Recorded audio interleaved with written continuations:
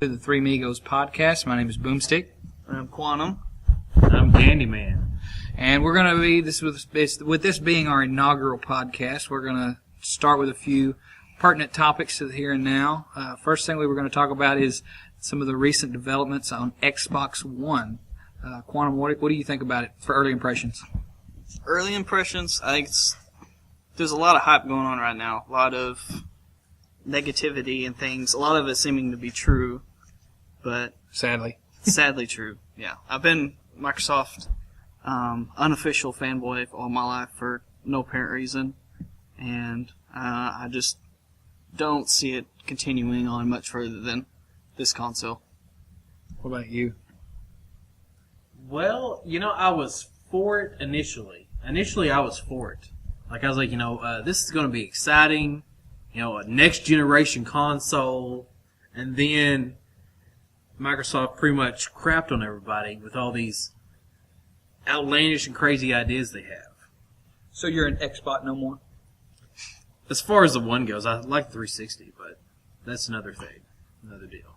Yeah, I think they're pretty much taking their entire advantage that they've gained, fan base for granted, but taking their advantage that they've made with the 360. I mean, the Xbox was nothing to sneeze at. It got me excited when it first came out. Halo was a game changer. At the time, some of the features of the Xbox were incredible. Of course, this is even pre-live. It was just a great idea for a lot of great ideas for gaming with the first Xbox. 360, of course, took that further, and the figures show. I mean, the world has followed, and I think that they are making some game-changing moves that really aren't in the best interest of the consumer, whereas they may be in the best interest of companies such as Microsoft. And like we talked about a little bit before, they basically disavowed some of their own decisions and kind of laying it off on developers in some ways that I just don't think is a good thing. Now, one of the points that we saw is that the hard drive is non-replaceable. 500 gigabyte hard drive, non-replaceable. Of course, we know from everything that we've seen so far, with the hard drive, it's just kind of the beginning of things because it's all going to be cloud-based. Everything's moving that way. But for a gaming console, what do y'all think? I mean, well, the hard drive is that's your essential part there. That's what you're going to be putting all your content onto.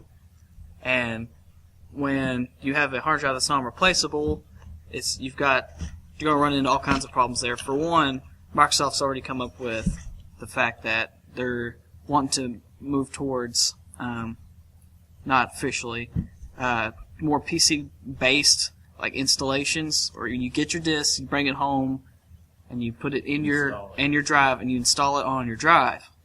Now, without, that can quickly add up, especially with next-gen titles and all your massive space that's going to take up. Well, me, truthfully, I like all the games I get for 360, I install them.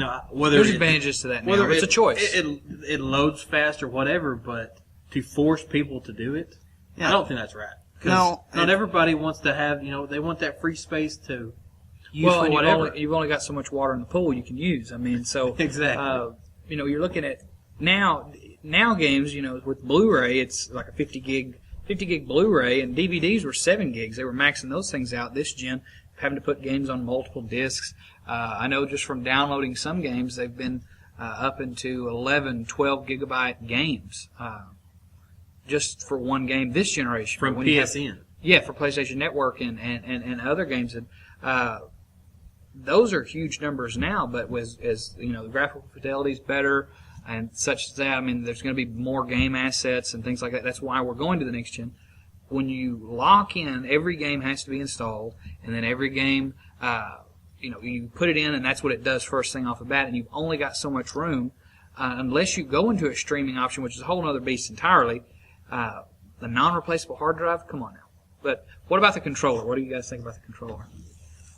It seems to be just mainly really consistent. I think Microsoft likes to be real laid back with their controller because it seems to be the people who use it feel it to be one of the most ergonomic. What do you guys think as far as the controller goes? I think, honestly, in the history of controllers, Xbox 360, ergonomics, best controller ever. I don't think there's it's a hard thing to argue the point. It fits in your hand. the buttons are easy to, maneuver with your thumbs. Mm-hmm. How can you improve on that? And Why would you want to? And considering that the first Xbox, the original controller looked like you were holding two potatoes, to go from that to what the 360 controller is, I think that for the most part, that is a good thing that Xbox has got. I mean, it's just a refinement. They fixed the D-pad. They're not entirely clear yet about options as far as charging the controller goes. We don't know if it's going to be completely batteries inside already, or if the batteries are going to be battery packs like normal. I've heard conflicting reports on that, but the triggers are supposed to even the triggers are supposed to vibrate when you fire a gun. So I mean, come on, it's taking something that's good and making it better. So that's one thing, but I don't buy a system just for the controller. So it's a small thing. Why not? Why not? Well, what about the Kinect? I mean, the Kinect it's not mandatory for all games. But it's mandatory that it's hooked up, that it's there, and that if it's there, it can function in any game. What do y'all think about that? Because the Kinect, this generation, it had a lot of promise. This looks to extend that even further. I don't like the whole idea of it always on. It has to be plugged in. Privacy concerns. It seems, plot thickens. Yeah, I see. It seems a lot autonomous, making your Xbox just feel like it's looking at you the entire time. And I don't know where they're going to go with that. I mean, I know I can't sit in my room in my underwear and play a video game. Yeah, you anymore. Can't sit around in your beanbag eating Cheetos. Well, I can see where they would want it hooked up because they've just buying Skype, integrating Skype into your thing. And then imagine sitting there and you all of a sudden get a video call from a friend and you're actually able to take the call. Then now you have to run over there and go plug it in and fumble with a bunch of stuff. So. I don't know. The Kinect with Skype, it's an extension. It makes sense, but I think that, of course, them acquiring Skype, they're going to use it in new ways. I mean, you expect it, but I mean, we're going to get into this a little bit later. It's another move to distance themselves from being a console gaming machine and more into a media device. But the privacy concerns are valid. I mean, they've said things. Oh, it's not always going to be on. I mean, it's kind of similar to you can pause it. we with. I know in the headlines this week at least, the president has come and said that, the government has been monitoring our calls for since 9/11, even maybe pre 9/11. A lot of privacy talk now, and they're valid questions. And a game console that has a camera in your house and a microphone in your house that's always on. There are some concerns there for it. So they leave themselves open to a lot of scrutiny about it. I don't know how well they've handled it. We'll see. I guess we'll see. But another capacity of it, and I guess this is an extension of the 500 gigabyte non-replaceable hard drive, is DVR gaming, where what you play is something you can pull up and see later. What do y'all guys think about that? I mean, you can already do that, tape little snippets on They have Halo 4. They have box, but usually with a PC, it's not so much. Yeah. Well, and it's certain games that do it. It's not a system function. Yeah. I mean, that's something that PC gamers struggle with a lot. When you have just kind of a moderate gaming rig, that takes up a lot of resources when you're trying to use Fraps or some other video capturing software. That it will just bog down your gameplay. Your frames go just down to nothing. I mean, unless you have, especially if you're capturing 1080p. Oh yeah, that's huge amounts of space. I mean, 1080p. You got full audio. You got all of this stuff rendering on the screen at once, and then unless you have an SSD, hooked in there and running it off of that, and even then, it's still pretty bogged down with all your resources. So. Well, and we kind of hinted at it now. You can do that with if you have your PC nearby, you can use software. You can use rigs that hook into your TV. You can record stuff now, but as a system function, as a feature, it's something that gets. I think. I mean, it's part of a bigger argument, but it gets further away from why do we have an Xbox? What is the Xbox? And of course, I guess it is a question to ask that. And a point to make that it's up to the creators of the Xbox to tell us what the Xbox is. But as consumers, how do we respond? Do we buy into what they tell us, or should we demand more? The TV capabilities, there was a video that I saw online. It was pretty funny. That kind of they showed the highlights from the reveal, and basically the whole video was nothing but TV, TV, TV, TV, TV, TV, TV, TV, TV, TV, all throughout, because that was all that was brought up. Was that there was like a handful of games, you can count them on one hand, of what was shown, and they were really just mentioned. They weren't even shown, except for Call of Duty. And you have nothing but TV features that are mentioned. How many actual core gamers, like nerds, watch football? Nerds, yes. I mean, how many actual nerds watch NFL football? I don't. We play Madden. I mean, I don't even play Madden football. I mean, as a game. So how many of these features are actually good for gamers? Well, again, it's a lot of the problems, as far as my ideas, is some of the problems of the Xbox, is that they're looking at gamers as they're looking at their consumer as a certain type, and catering to that with some of their decisions as far as features. But in other ways, they speak against it, and they diversify, and they get away from what you think of as a gamer. Because, you know, even now, I don't have it, but you can watch ESPN, you can watch football games, you can watch all that stuff on your Xbox. I don't watch it. I don't care to. It's there, but it's not a feature that I use, but apparently enough people are using it for it to be a viable option to move into in the future. But I mean, it seems to be more of a names grab. Like, if you can just throw out big name, you know, NFL, you know, it's just having like the label on it, you know, whatever, where you can, you know, put out those options. I don't see there being that big a base on it, you know, being that big of a fan base. It's to make it an integral part, and where you sign agreements and all this stuff with a big company like I don't see, you know, the fan base there.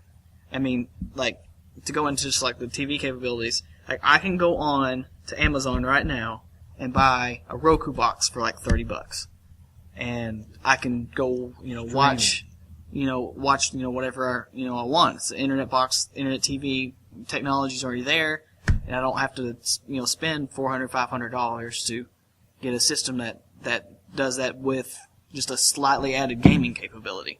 I don't see the justification for putting all my money into it just for that. yes, I mean, I agree with that. I mean, who would want to spend $500 for a glorified DVR? more or less. Well, and I guess to kind of move off of that and to move into the next, because it does tie into that, is the TV capabilities are always on, regardless of your online connection, which, again, I just now thought it seems counterintuitive, because a lot of these video services have to use the internet to work. But you can still watch TV on your Xbox, what they're saying. But the bigger point is these mandatory connections. 24 hours. 1 hour. But you have like 24 hours of game time. Yeah, 1 hour. I've seen on a friend's console, if you're signed in, you only have a limited amount of time, and then it will boot you off, and you can use some of these other features. But you can't play games. What is the Xbox? It has always been a gaming console. And the mandatory connection checks, I understand, you know, they've in fact, I think they've more than 20. They're looking to like take their server count and times it by 20 for the next one. What was the exact numbers on that? I think it was from 15,000 to 300,000, I believe. So they're taking a huge jump in the number of servers that they've got. But this mandatory connection check, it just seems like, I don't know, it's getting further and further away from what an Xbox is supposed to be. Well, I agree in that. Like I say, I don't agree with that feature, but I agree with what you say about it. That this seems to be one of the features, though, that they are kind of standing behind. The fact where, you know, you have to have the mandatory connection. I hate that. You know, it leads into DRM and a whole bunch of other stuff.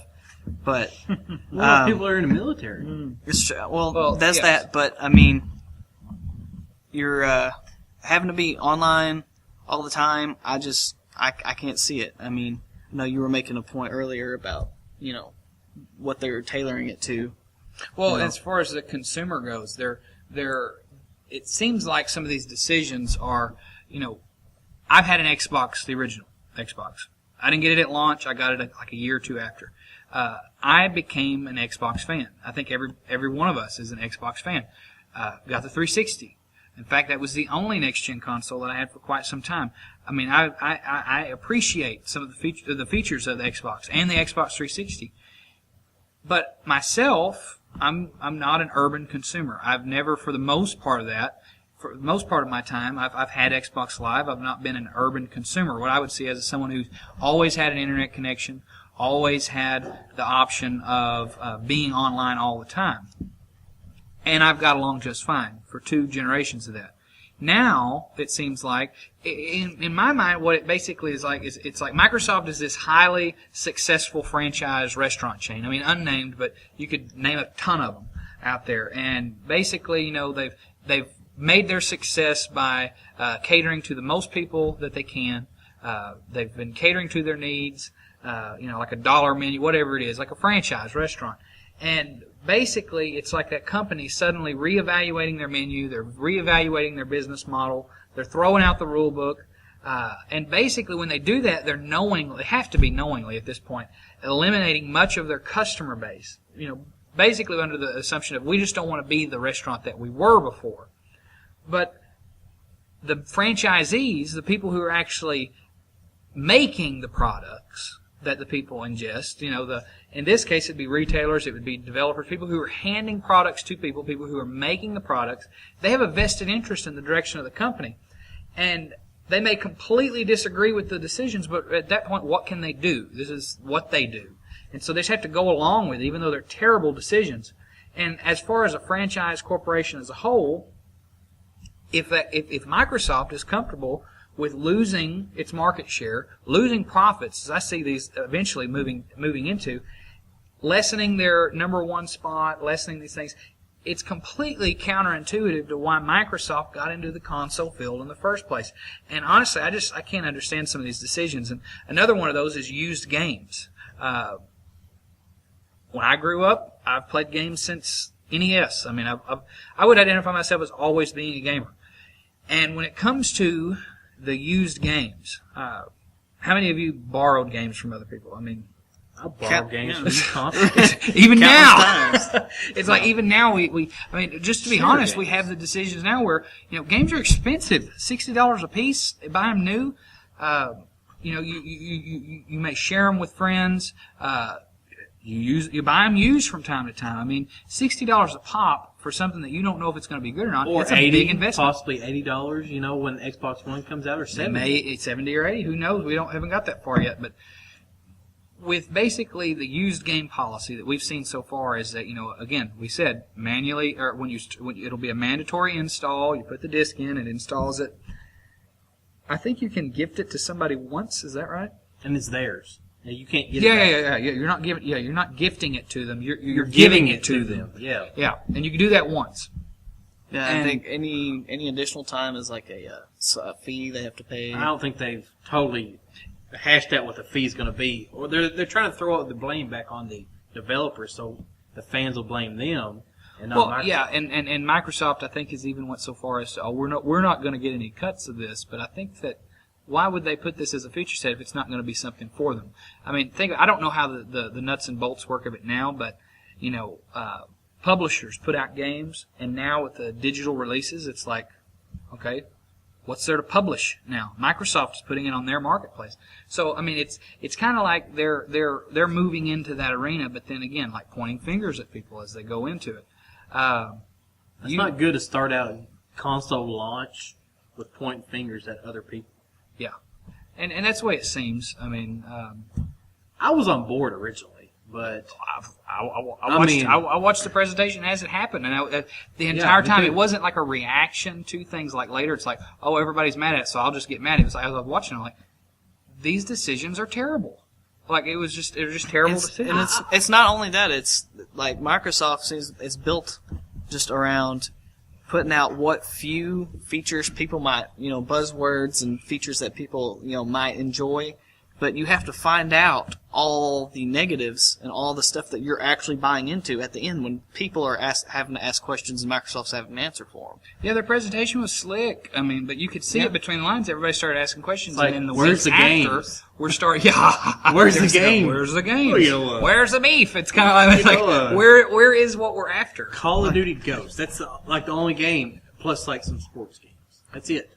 One shooter 3 sports games. Yeah, and it's all just people, in the audience like, wait, so I have to, that's all the questions you get to ask because, all of this stuff that keeps getting swept under the rug, like essential, reasons for not buying this console. And you have to do, all these things to be able to play your games when you want to. You have to be connected to the internet every 24 hours. You have to be connected to the internet, an hour if you're at a friend's house. And I mean, honestly, well, go ahead. All these features, where's the positives? Hidden behind all the negatives. Where are they at? Yeah. Well, I mean, I've played games. I remember playing the Nintendo 2 or 3 years old. I was started, and I've played ever since. And so I've always considered myself a gamer. But one thing about that is that, like, now as I've gotten older, as I'm an adult, I have a child, with work and relationships and these things that are constants in my life. Gaming is not a constant in my life. It's a luxury in my life. It's something that I can do if I have the time. I want to enjoy. I don't want to. I mean, last week, something unrelated. I spent my day for the most part on the phone with a company about a digital issue. I had bought something and now I don't have it anymore.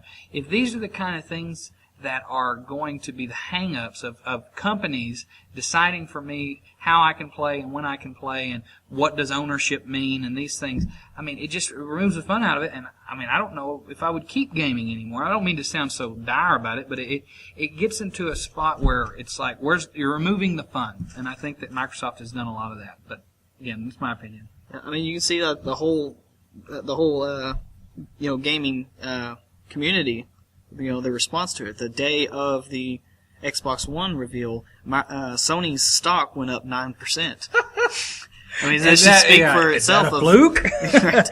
I don't think that a competitor revealing their new product and then another company's reaping stock, benefits. Reaping the benefits of it. I think that kind of speaks for itself about what the community thinks about what happened. Yeah, and that was like immediate. Like it baffles me that they can't see that these are terrible decisions.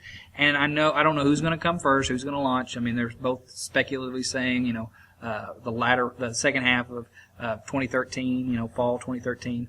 We don't know dates yet of when they're going to launch. They're both probably going to try to beat each other. I mean, that's how it's always been. But at this point, with some of the decisions, I would almost say Microsoft needs to go back to the drawing board. Saying they should throw the whole thing in the trash. No, I don't. I'm not saying that. There's some good stuff. Don't make it. I don't want it to be like I'm just trashing them. It's just some of these core decisions, and some of this stuff could be fixed with firmware updates. Could be fixed with a lot of things later. They could pick up the pieces, but I just think it's a terrible first impression. In fact, the Wii U was the same way. It didn't impress me when it came out, when they first showed it. It hasn't impressed. I don't have it. I played it. It hasn't impressed me with a lot of things. I think that a lot of these console reveals are nowadays that some of the decisions that they're making are just they're adding things just to add them, and I don't know if it's any good. See, I mean, to me, back up a little bit to the mandatory connection thing. Also, is just where all these next gen consoles, they're I can see back in the day when they're like the internet's going to die out. There's not going to be any real, call for it. But I mean, internet's obviously going to, it's here. It's here to stay. It's here to stay. It's exploded overnight. That's what it is. It's like fixated, in our lives. A lot of the newer generations are, becoming centered around it. It's a great source of information and entertainment or whatsoever. But the spread, the actual being able to connect to the internet is not spreading as much as the benefits of actually having the connection. So there's so many people who are missing out on these, and now they're just playing, getting kicked in the face about, with all these added benefits. Now they have to have it. I'd say that the high-speed internet hasn't spread. Oh, it hasn't. No. I mean, internet has spread, but the whole, broadband fast connection speeds have boomed in urban areas. I mean, earlier, like urban consumer, they've boomed. I mean, look at you can have like Google Fiber, and some of the fiber optic connections that you can have in cities. I mean, you can have some crazy connection speeds there. I have seen like Netflix streaming in a metro area that was bringing out 1080p, like you could have swore there was a Blu-ray playing. It was insanely fast. No skips, no buffers, no nothing. None of that stuff that we get around here. I mean, and just to be honest, like we're in more of a rural area, and even if we have the high-speed connections, it's serviceable. Spotty at best. Spotty at best in ways. And so where does that leave us? Because our $60, $70, $80 is going to be just as much as anybody else paying, and it feels like we're not going to get to play like everybody else. And again, it goes back to the argument that I held about the franchisees. It just seems like terrible decisions of a company that no longer wants to cater to a certain type of audience and has picked an audience that ultimately, I would hate to work at GameStop a year from now. That's all I have to say. Because the parents that come at Christmas and they buy things for their kids and they bring it back and they're saying, "You mean I had to be connected to the internet every day? I mean, for my kid to play games?" I would hate to work there. I mean, because that Microsoft's probably not going to get any of those phone calls.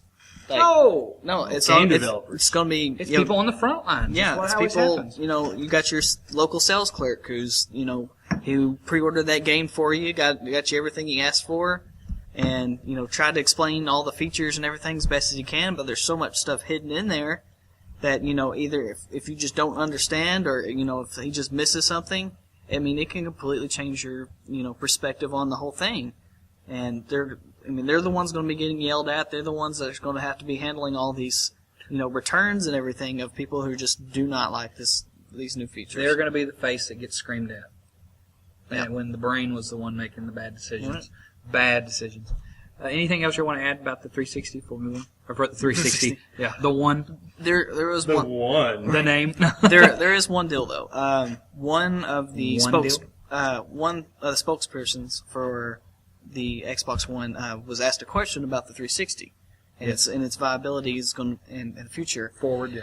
And he says, "There's so much I want to." It's paraphrasing, but it's essentially close to what he said. He says, "There's so much I want to say about it, but all I can say is the 360 is going to be around for many years." Is what the actual spokesperson got. So what I'm thinking is maybe. You have your Xbox One with some of your newer titles or something, but maybe they're going to actually just keep making games for the 360, and the 360 be their gaming machine. It's going to be the house for the gaming environment. I guess it's a possibility, but it just seems terrible. Like if you're going to spend $400, $500 on a TV box, come on now. So that's the deal too. Ain't nobody got time for that. No, but that's the deal. You come out, a new console comes out, and they tell you immediately, like, oh, you got a really awesome, expansive collection of video games. They're worthless now. Because our new system won't play on them. Yeah, no backwards compatibility, which shouldn't be a big surprise. They shoehorned it in with the 360 with, update, game install type setups. Well, no, you had and at least in the 360 they added where they have a list of more than some of the more popular titles. They had a list and you can actually play. Yeah, what was it? Platinum hits titles. Well, it wasn't just those. There was a lot of them. It was the big sellers. There wasn't a lot of obscure titles, but when they got so far, I guess it cost more than it was bringing. I mean, of course, it wasn't bringing anything in. It was just a feature they added to kind of satisfy people. They're not even worried with that now. But I mean, I know we're not talking about the PS4. PS4 is not doing it. The Wii U is doing it, but the PlayStation's not doing it, and the Xbox isn't doing it. They're pretty much direct competitors. I consider the Wii U and the Wii out there completely by themselves. But anything else about the Xbox? All right. Our next topic that we were going to discuss is Star Trek Into Darkness. J.J. Abrams' movie. It's been out for now probably, almost a month now. So obviously we're going to talk about it. Spoiler alert. If you're listening to this and haven't watched it, if you have an interest in what we're talking about and haven't watched the new Star Trek movie, what have you been doing? Been living under a rock? Yeah, living under a rock. Let's insult everybody. Let's just insult our audience the first podcast. That's right. But first off, just initial first impressions of it as far as the movie goes. I liked it. I mean, I really did. You know, Did you like it? Did you love it? Was it? I want some more of it. Yeah, you want some more of it, huh? You know, the whole they develop more relationships. I mean, how far in the future from the first film was it? That I don't know. It had been some time. I mean, it was enough time to put in a video game in between them. I haven't played it, but Neither have I. neither have I. I just, you know, I really enjoyed it. You know, I'm not too familiar with the original series of Star Trek.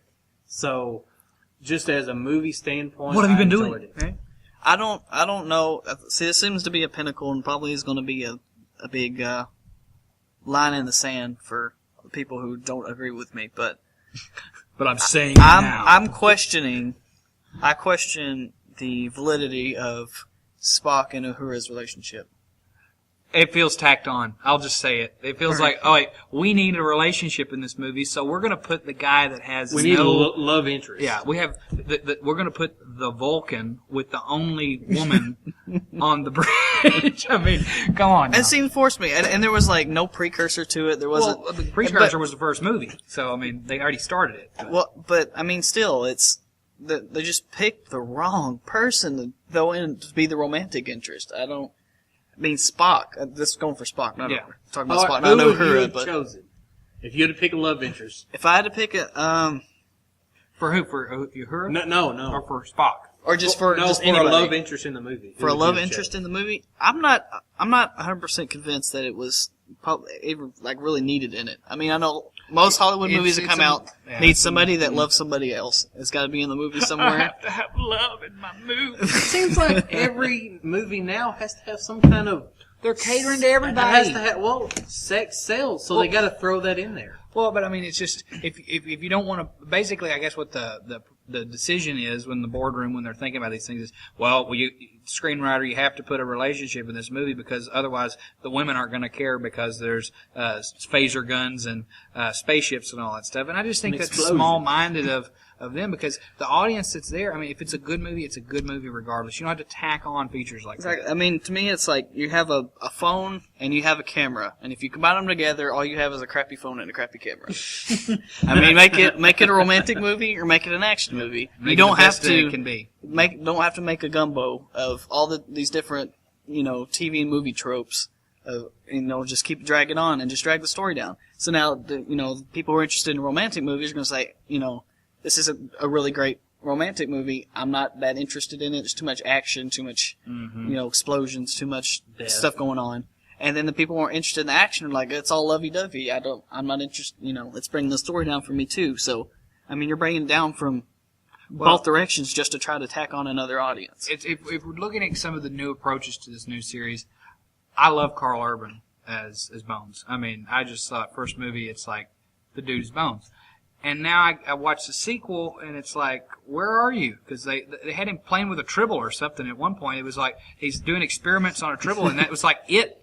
Like, where was he? Because he's part of the three, and I felt he was underused. I mean, that's just a personal thing. But, of course, as far as my impression of the movie goes, I thought it was a good extension of the first one. I thought there were some good surprises in it. Again, spoiler, but just with Scotty coming in to save the day.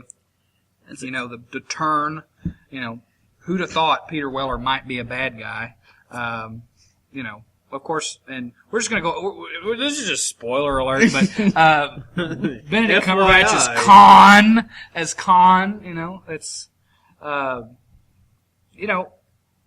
let's talk, let's go ahead and get into that. Did it work? Did Khan work in Star Trek Into Darkness? Benedict Cumberbatch as Khan. If you had okay, I get if what I could you're have saying. chosen anybody else, Yeah, well, didn't they have originally chose other people to play Khan? Benicio del Toro was one of them they talked about. That could have been incredible. Okay, Benedict Cumberbatch is amazing. Love it, Sherlock. If you haven't watched it, start watching it. Okay, go on. Tinker Tailor Soldier Spy. He's great. I would watch him read the phone book. I love Benedict Cumberbatch. Well, awesome. he should have been in Invention of Lying, reading the phone book. But as Khan, he sold that part. He sold it on his own terms. He didn't phone it in. Mm-hmm. He sold that part with his intensity playing. Who cares that he's playing a Indian refugee from the eugenics wars or whatever, but that he's actually a pasty British guy. Who cares about such things? But on his own terms, he did a great job as Khan. Again, Excellent. Just great. Excellent. Yeah, he's good. The man can like say something, and he it looked like he probably worked out a little bit for the movie, but he's not especially from Sherlock. He's imposing with his mind, not with his strength or anything like that. But he had a presence in that movie, like villain presence that was great. Which honestly, in a lot of movies, especially, I mean, I love the first Star Trek movie. I like Eric Bana. You love to hate him in the Star Trek movie. Who's that? I mean, as a villain. Oh yeah, as a villain, yeah. But in the first Star Trek, the one that came out in 2009, Eric Bana, great actor. I like him a lot. He played what a lot of people consider to be an effective villain for what it was, but nothing necessarily memorable as Nero. He was basically just a reason for the plot to go on. And, of course, you're bringing in Khan. Khan! Khan, the number one villain of all time for Star Trek. And you bring him into the movie. It's a love it or hate it thing. You're either going to make fans or you're going to make enemies with a decision like that. And I thought he did a good job with the role, with the way he did it. I like the shift in tone of what that Cumberbatch brought to it, because you have the original, and for some reason I'm blanking on the actor's name in the original. Ricardo Montalban. That's right. Ricardo Montalban. You have Ricardo Montalban, which is kind of like the Adam West Joker. It was. It was like, I mean, to give like a distinction, not necessarily that, he wasn't a bad Khan, but you have more of a kind of, a lighthearted, like, back and forth between him and Kirk. And in the this original one, series. In the original series, the television show. And then here in the movie, you got more of a, like, Heath Ledger kind of tone, approach to Khan, where it's serious, it's more psychological, and you kind of don't know where he's coming from. You could, you can trust him and not trust him in the same. Well, and there was a antagonist and cooperative part in both movies. It was like at one point he is against the crew, and at another point he's having to seemingly work with the crew, and it's a back and forth, which I thought was good because he's not just a villain. I mean, I've heard some people say, when they would watch the movie, how much better would it have been if there were multiple villains in the movie. I mean, it wasn't just Khan that was a villain in the movie. I mean, we also had Admiral Marcus was basically the villain of the movie. And some people have said, well, wouldn't the movie have been better if Khan had had a change of heart and worked with them against Admiral Marcus? And in a way, I guess he did, but again, it was for his own self-interest, and he went back to the villain role. I thought again, he did a good job playing Khan. I couldn't criticize any of my criticisms couldn't be against Benedict Cumberbatch and his portrayal of the role. But Klingons, what do we think? Again, shifting tone here. Where were they? Wait. I want to make a point here. One more point on Khan. No, not about Khan. Oh. What about Scotty? I mean, I enjoy Simon Pegg fan, just for all you listening. I do. Yeah. I like Simon Pegg. I like the Shaun of the Dead. I like all those movies, and I have other movies that he's been in. But would you have chosen him for Scotty if you could have chosen any actor? Yes. Who else would have played? Because who would you have picked for? I was asking you. Oh, asking me. Yeah. I can't think of any. I mean, honestly, I thought it was inspired casting when they picked him for the first movie. I mean, I think they did an awful job, with him on the first movie. First movie, yes. He didn't. I don't think they gave him enough. Underutilized. He was very underutilized, and they didn't really. I don't know how you would put it, but he darkened his didn't hair sell in the me first on movie. it. Yeah, I mean, he didn't. No. He didn't seem anything like Scotty. I mean, he didn't sell me at all on, the Scotty character. This one he did. But on this second one, Into Darkness, I think he definitely stepped it up and really brought Scotty out as a, as the fun-loving character and the really, actually, and even heroic, guy we've come to love. He had his moments in the movie. I know we're mainly talking about elements to this, but we've talked a little bit about the relationship of Spock and Uhura, and we've talked about some of the other characters. How does everybody feel about Chris Pine as Kirk? I mean, this is we're not going to come back to Star Trek anytime soon, so what do you think about Chris Pine? Well, the original movie was his breakout role. It really was, yeah. I mean, he'd had some stuff before. Some of the other, the Uhura, whoever played her. Zoe Saldana. That was her breakout role. She'd had some stuff, but yeah, as far as I mean, big big summer name. movie, yeah, that was. Because Chris Pine, Well, she was in the original Pirates of the Caribbean.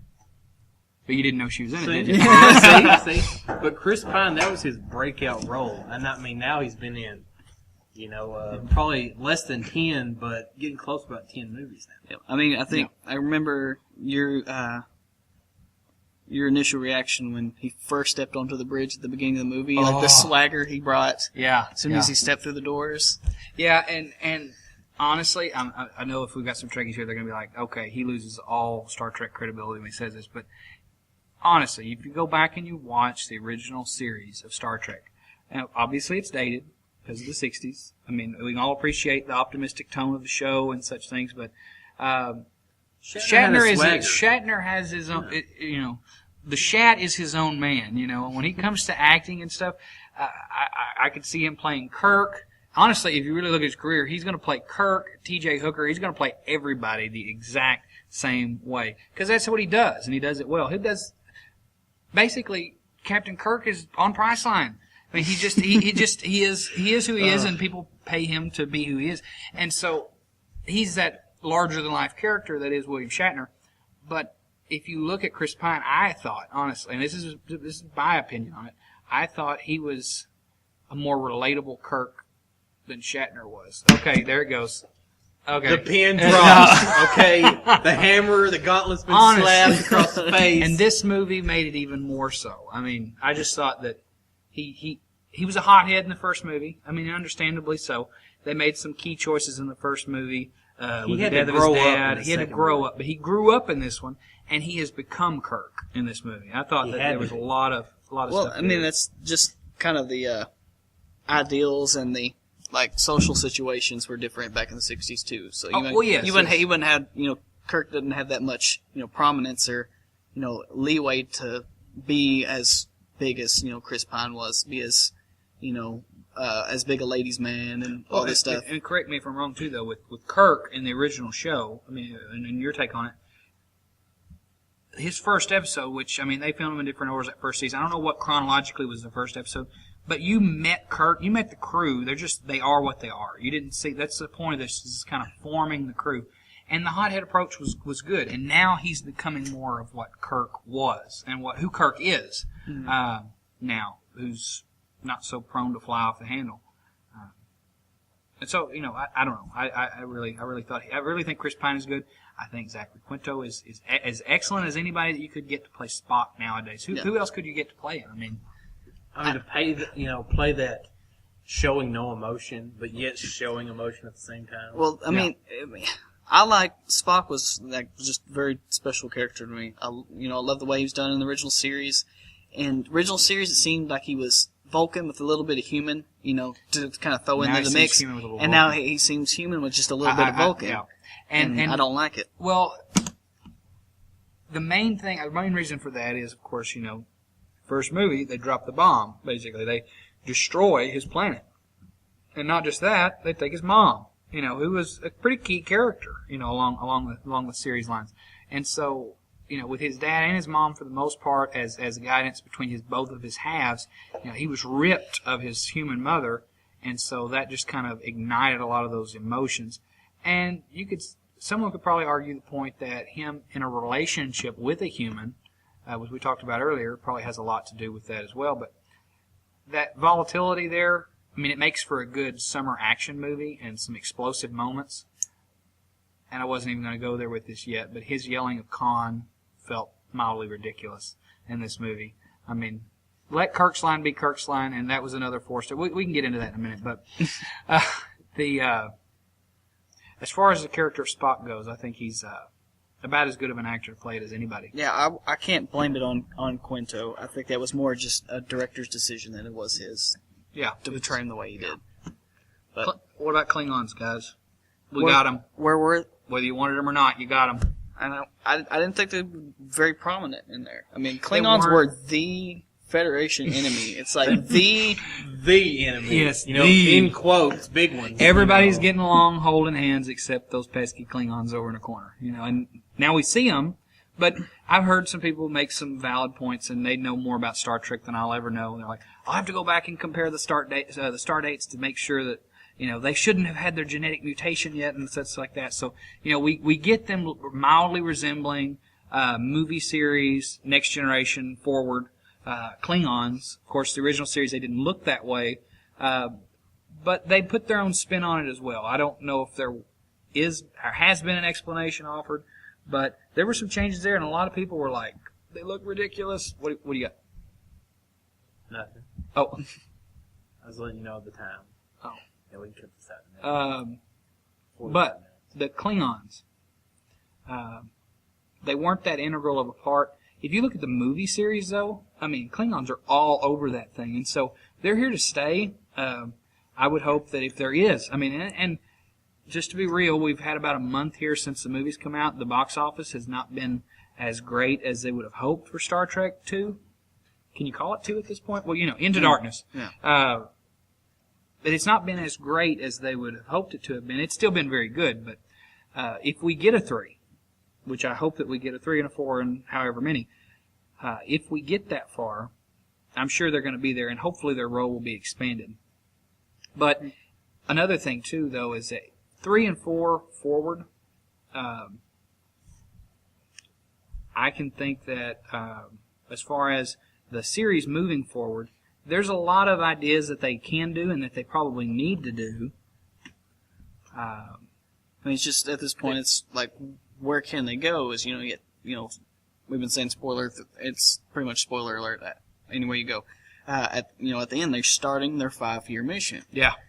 At the they end of can this go movie. anywhere. At this point, anywhere. They can go anywhere, but at the same time, anything that happened before their 5-year mission, you're pretty much cutting yourself off from, unless you just do a George Lucas and just take all the movies and throw them up in the air. Yeah. I think J.J. Abrams is trying to make his own movie, not trying to go off the original series, not trying to go off the original movies, trying to do his own thing and put his own staple on the movies. Well, okay. A lot of this has been industry speculation. A lot of it, the fix to talk about, seemed to be industry speculation. But of course, we do know for definitive fact. I know this is a completely different series entirely, but J.J. Abrams is going to be directing Star Wars Episode 7, new series. Some would say the head to Star Trek's tail, and so he's going to be doing that series. But some of the reasons why they say that they got him on board for that, as far as the speculation goes, is that J.J. Abrams, a master of TV. His name is all over high-profile TV shows. Alias, Lost. I know it was canceled, but Alcatraz, Fringe. All over TV. And got some upcoming shows as well. He was very much interested in bringing back Star Trek, not only as a movie series, but bringing it back as a TV show, too. And the rights are held by different people, and they've not been able to work these things out. And so some of his reasoning it's been said that his reasoning for going from Star Trek to Star Wars is that his initial plans for this cross-media use of movies and TV shows and web series and different things have been put to a halt because of the rights issues. And so as far as the longevity goes, I would love to see new TV shows. I would love to see where this goes now with the technology we have for TV show or with special effects and things. But I think we're probably not going to get it anytime soon. But as far as the movie series go, where are some places that y'all would like to see Star Trek 3, 4 go forward? Any ideas? Well, since I never really watched the original series very much, I love Next Generation, Voyager, Deep Space Nine, and Enterprise. So I never really watched the original series, so I couldn't speculate on where it should go. Okay. Unless if they want to stick with Kirk, I don't have any, added input on it. Well, if they would have just left Kirk dead, we could have had Search for Kirk with number 3, but since we're following let's throw John Luke Picard in there. Following the guideline, we'll put Kirk as a bald baby. Picard as a bald baby in the next one.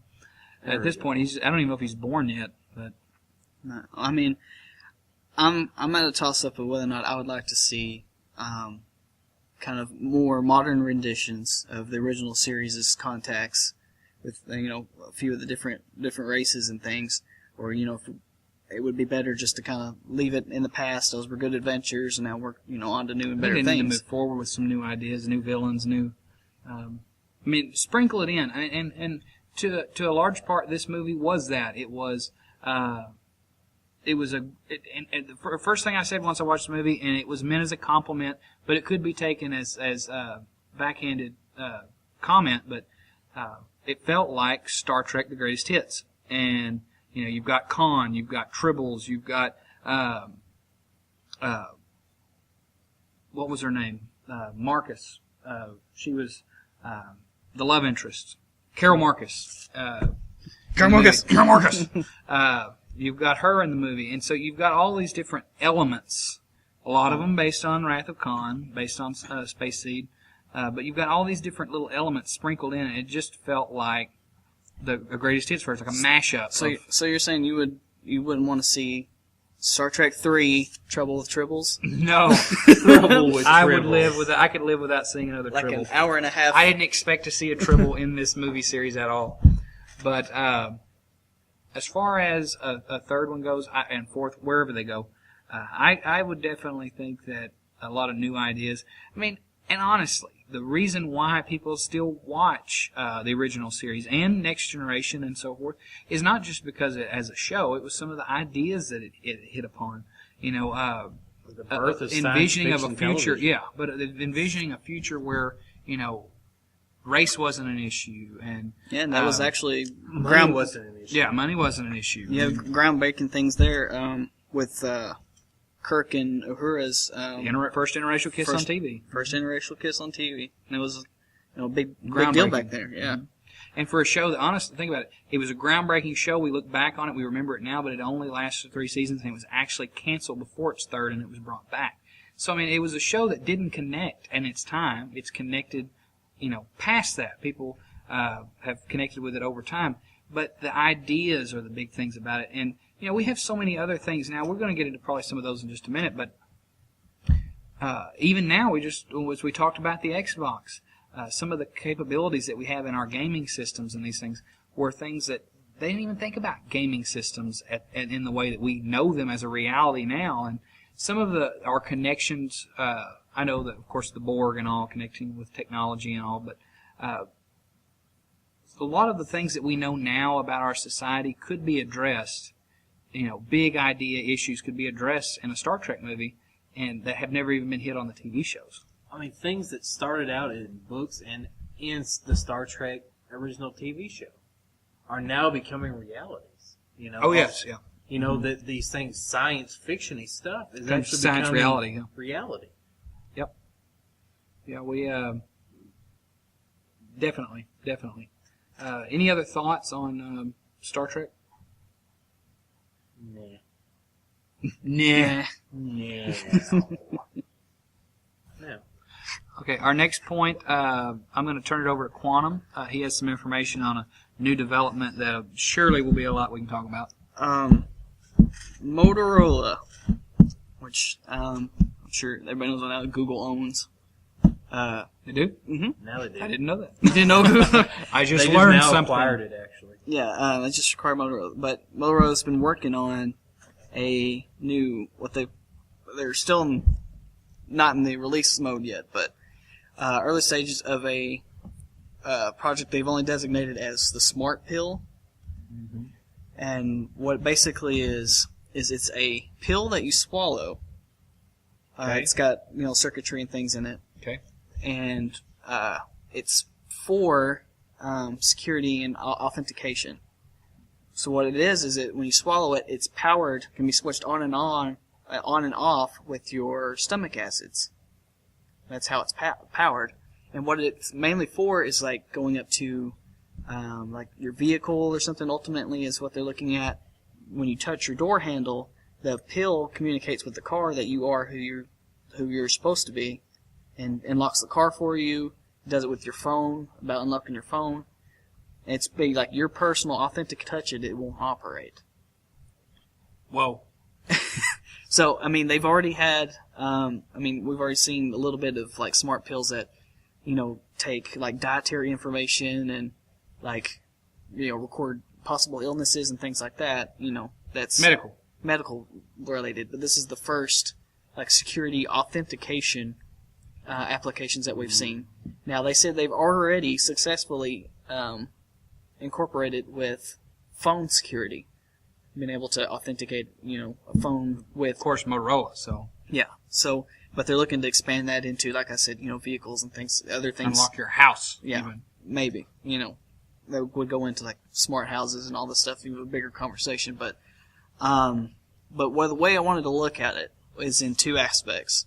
One would be the security and the technological side of it. I got a light-sided thing I have to say about this first, though, is what's to keep this from being processed by your body, and just what's to keep you from pooping this out, basically? There was really nothing along those lines that it talked about. So no, of course, yeah. I mean, it's obviously not going to be consumed just because it's powered by the stomach acid. So if you're going to swallow it, of course they've taken into account your, the acidity of your stomach fluids. Yes, but anything else you eat, you process. So I mean, how's it going to stay? Are they going to? I don't know if it's going to Yes, spokesman for Motorola, tell me. I don't know if it's bonding itself. I just saw the topic and thought it was interesting. I think they're going to make it where it's non-digestible. Well, they already. I did a quick search of SmartPill. They're also developing digital tattoos, and in a lot of ways, I could see some of these same features being done into that. Mark of the beast. As far as your mark of the beast. Now, security. First, just a strictly technological standpoint. Yes. The security base. Would this essentially be a good idea? I mean, because I don't know if you're going to make it strictly where it only works with you, in which case the days of, hey, can you borrow my car, or can you go do this, it's kind of over. Which I can't borrow your car until I pay a licensing fee. Right? Yeah. Let's get EA all here. over. I got you a pill. You could swallow it. You could drive my car. Right. You can drive my car if you pay an online passcode. Wait, you want to drive my car? There you go. You have my pill. Come on now. Who would eat that after that? Yeah. Well, that was my point earlier. If you lost it, how would you get it back? Because nobody would do that. But anyways, the security aspect of it, I don't know. I mean, it seems like a game changer type move, but at the same time, it shouldn't surprise me or you or anybody that this is the direction that our society seems to be headed. But the more personal, I mean, we've seen things get more and more personalized. I mean, they mentioned Facebook, and before that MySpace, and where everything's about me. But at the same time, our products are more tailored to us, and there's more and along the lines of tailoring it to me as an individual. Now, companies that seemingly, even with Xbox, we could build it off of the Xbox argument, where your stuff that you buy is yours, and it's mine. That's great. It's mine. No, but the freedom of movement and the freedom of use between different individuals is lost, and it seems like this is just an extension of that. And as far as my medical records and things like that, which people have said, you could use that for the tattoos or whatever. I obviously see that as a big spiritual issue as a believer. But as far as because I wouldn't personally want to have those things done. I see them as bad. But as far as a security issue, I don't. It would make it. It would seem to be more restrictive than anything else. Is what I would see it as. I think it'd be almost somewhere the government could track you if they wanted to. Tracking. We'll see. Well, they could turn it into something. Going like from the security, immediately you could go into the moral ambiguity of it, which is the second part of the consideration of whether or not what if we have a piece of technology attached to us. Technology can be easily hacked or tracked or that kind of thing. So it's how far, if we're willing to do this, where is that proverbial line in the sand where we just decide not to cross? Well, we can get really philosophical with the argument of all tools are used in either good or evil, and I think that it's the same way. There's noble efforts that could be attained by something like this, but do the costs, outweigh the benefits in something like this? And yes, if someone is using it for noble means and and helping you, you know, kind of like a, well, and in a way, it almost seems like if it's for a car, it's almost like OnStar or something. You know, oh, I've been locked out of my car. Well, you won't get locked out of your car anymore because you can walk right up to it and it'll know who you are. But is that worth the possibility of someone tracking you, like you said, or I've just read a few comments or hacking it where you can't use it. You know, about these people that work in the IT field, the IT industry, that these raises a whole lot more security issues. What about if somebody cut off your arm if you have one of these smart tattoos? They cut off your arm to use your authentication, or I think I've seen something like that in a movie or other something. kind of mutilation to take out your little smart chip. So Oh, they the can Minority identify Report, yourself. where he used that guy's eyes so he could look. Yeah, There's other movies, I'm sure. I mean, plenty others, but something like that. If there's big security, I doubt they'd be using these smart pills. If it was something like that. Well, I mean, you get the whole issue of using like technology to verify like our biology or physical characteristics. It's not new. I mean, that's been really, really, really early on sci-fi, and then actually nowadays is just pretty commonplace for bigger businesses, and seems to be a rather effective means of keeping the people who aren't supposed to be there out. But now you have stuff that you're actually we're eating computers essentially. We're attaching some sort of computational device to our person that stays there, and it's no longer us relating our biology or physiology to a computer. We are part of the computer. Well, and of course you're talking about ingesting something that is a computer, or ingesting something that could be tracked or monitored, and I mean, this is the same week that we hear the president of our country saying that well, you didn't know it, but we've been listening to your calls since before my watch. I'm not leveling this just as criticism against Obama. Like I said, it was something that was happening before him. It's been happening for some time. But when you have the government, when you have the leader of the free world saying that, oh, we're monitoring your calls, we're not listening to your calls, but we're just tracking them, it raises a bunch of questions as, well, if we didn't know that, then what else do we not know? Yeah, what else do we not know? But also that if you have a device in you like that, well, if they're monitoring phone calls and keeping track of those, like you said before, that there is a call. Think about this: if you knew where everybody was at and you had a manhunt, it wouldn't take very long. I mean, there is comfort in that, in knowing that. Terrorist attacks. If everybody in the world had a device, we wouldn't have spent a decade looking for bin Laden. We'd have known where he was, and we would have took care of it. And we could have took care of it with minimal casualties. But unless he was out of the network. But he's out of the network. We could have probably eliminated a war if we would have had something like that. You can say it's cheaper and those things, but honestly, the people who are going, I mean, if it's a pill, like I said, how are you going to keep it on you? People mutilate, not only to take advantage of those, but also to remove themselves from that network of people who are being searched for. If, let's say, Osama bin Laden would have had one of these pills, and we would have known where he was at, what do you think the first thing he's going to do day one when he knows somebody's looking after him? He's going to stick his finger down his throat. He's going to get rid of it. If he's got a tattoo, he's going to scratch it off. And so the people, it's just like gun registries. It's just like any kind of tracking like that. If the people who we really have to worry about, any type of decision like that, those are the people who are going to find a way out of it. I mean, even now, look at e-commerce. Anything I want, I can order it and buy it. But hackers can take things. They can manipulate things. They can take money out of bank accounts, put it in their own. Identity fraud. And so, I think the more and more sophisticated that we get, I don't know if this is getting too far off topic. The more and more sophisticated we get, the more problems we make for ourselves. And I don't know how beneficial it would be to have a pill in my body telling you anything. I mean, if there's like a medical aspect that doctors can look on the screen, oh, did you know this and this and this?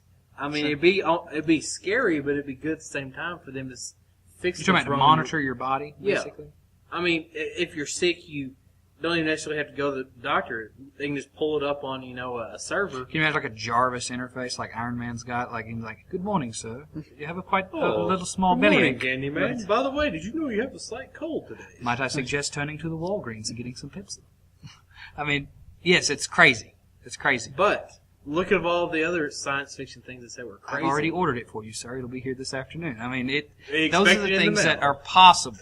But now, how would it change your viewpoints if the pill were like a semi or at least fully permanent like addition? What if there was something like I can swallow the pill, it does its information, gathers all the information it needs, and then either you registries and leaves, registers all your levels and things, and then leaves, or it actually just eventually dissolves in your stomach. Does that change? That it's not a permanent addition to you. Are you trying to sway me, Quantum? I'm not. I'm looking at it from every angle. I mean, because you're being the devil's advocate. Yeah, I mean, because you have to look at it as we're all scared. Benefit. I mean, it's at some point you have to be mindful and fearful of this thing being abused, and that's really kind of the only stipulation, the only thing we have against it is this could very easily be abused, and probably would be. In the future. If we just had a pill in us that could open doors and stuff for us, and then it would only open it for us, that'd be great. That would be very handy. That would, ease up a lot of things. But it's always the fear that there's someone else that would take advantage of it, and that would. Well, and history is the greatest indicator of anything, and it will show you that people will do that. History does repeat itself. So. There's no question of it. People will abuse anything. They will always abuse it. There are people who go into it with noble intentions and then come out of it with bloodstained hands. You can. I just honestly don't. I think that, of course, my perspective is God made us who we are. We're about as good as we can get. There's not a whole lot of improvement that we need, but that's just me. Yes, there's benefits, but honestly, I don't see that those being worth the risk of some of these things happening. That's just me. Any other thoughts? What do you think? I have no additional things to add. I have nothing to add. I think it's just.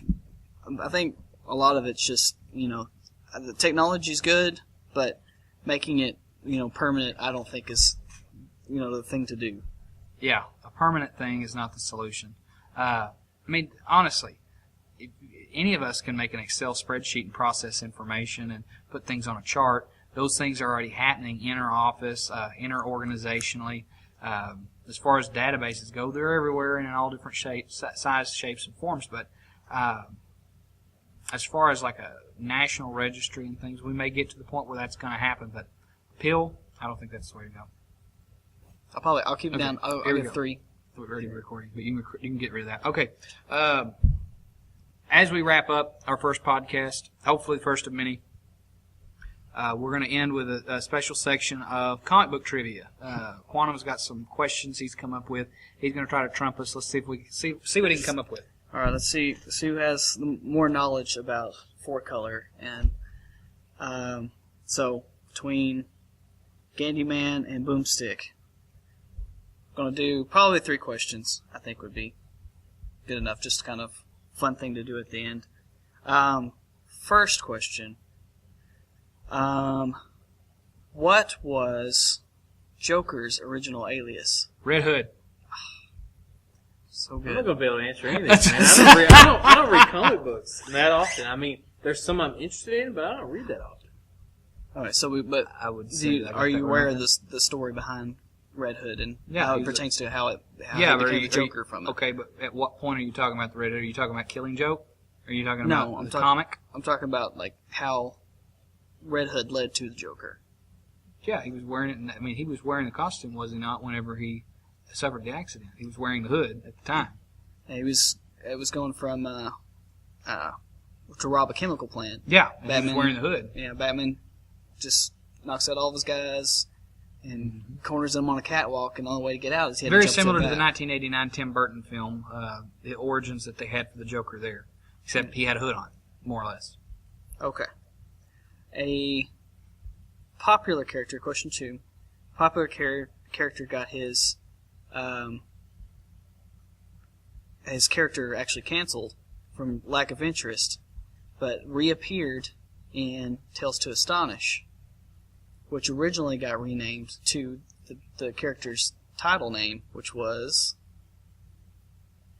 Tales to Astonish.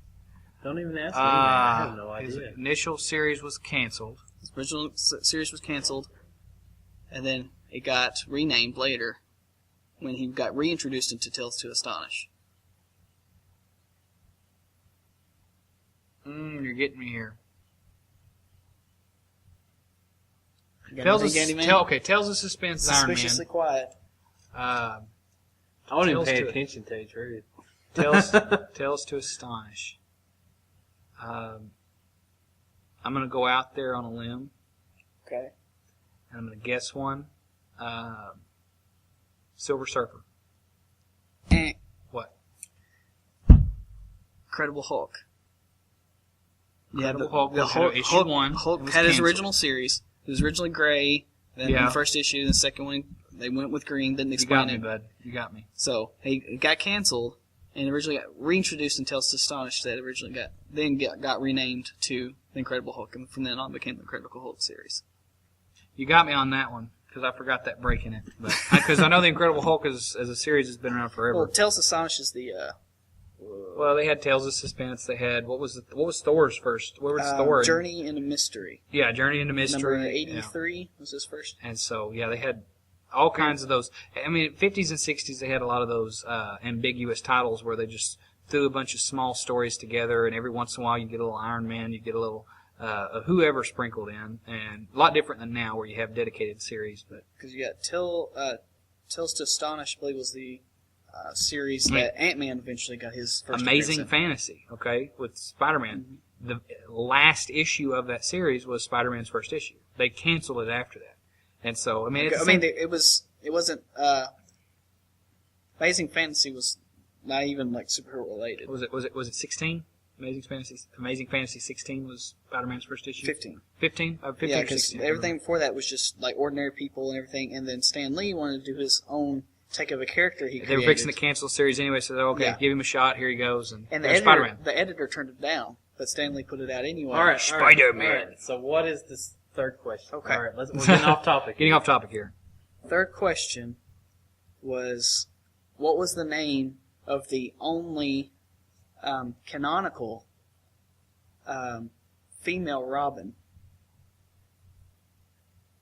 Actual Canonical, name. or so you're basically what you're telling me is you're throwing out Dark Knight Returns, right? Correct.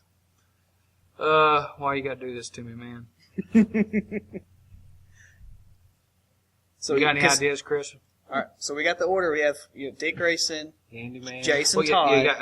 you got Dick Grayson, Jason Todd, Tim Tim Drake. Drake. You got your guys, and then later on you got Damian Wayne. Uh-huh. Like now, but we did. But anyways, But girl, that wasn't in Dark Knight Returns.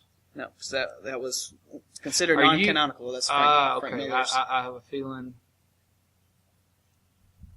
'Cause she I'm was- going to throw one out here as a guess, and I may get it right. Barbara Gordon. No. Did she not just slip on the costume one time? No, Who she was did it? not. Her name's Stephanie Brown. She was originally known as the She was one of their girlfriends, superhero. wasn't she? He was Tim Drake's girlfriend. That's okay. I remember it was something like that. yeah. I just thought earlier on there might have been one where, She- Barbara slipped on the No, outfit. she was originally Stephanie Brown was originally the spoiler. That was her superhero That's right. name. Yeah, okay. And she started dating. Tim Drake. She retired. She started going out with Tim Drake. And He Tim got Drake injured? left Oh, as Robin, and then she took up the mantle. Do you? But she was fired by Batman for Ah. not following his directions to And the why team. did he do it? Because he's the Batman. That's Because why. he's Batman. And then she leaves after that and becomes Batgirl after Barbara Gordon and the whole. Yeah, Killing that's where the Joke. name come up. Yeah. Yeah. Yeah, because she had become Oracle. She was shot, Killing Joke. A lot of complicated history, blah blah blah. But good stuff. Good stuff. Did you know those, or did you just pull those out? Right? You mean Like, did you just like get common knowledge of you, like Stephanie Brown's the first Robin?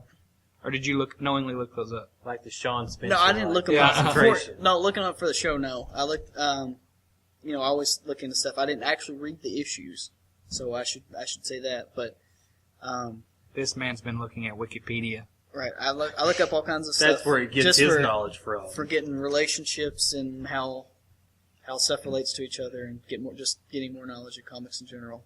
But Gotcha. I didn't study it specifically for the show, so don't have to worry about that. Okay. I got a question for you, which should be very easy, but I'm just going to throw it to you anyways. Who killed Batman's parents, Thomas and Martha Wayne? Originally, Joker got changed to, I can't remember who it got changed to, but it got re-added in as the Joker in the New 52, I believe. Maybe in the New 52, but original series who killed him. They even held it in Batman Begins. Because, the 89 Tim Burton version, yes, they said the Joker killed him. But Batman Begins and the comic books, who killed the parents?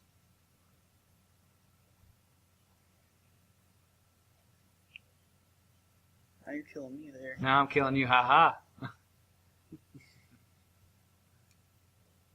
What I read, it was always the Joker, and they changed it to somebody else, then changed it back. Originally, it was just a regular, just a regular guy, no powers, nothing like that. But Joe Chill was his name, Joe Chill. That was the guy that killed his parents. It was just like a hood, and he wasn't anything. And they did that in the movie too, which impressed me because normally you would think they would go back to that Joker relationship. But anyways, it's been a pretty good time. We'll always have more topics to come up with.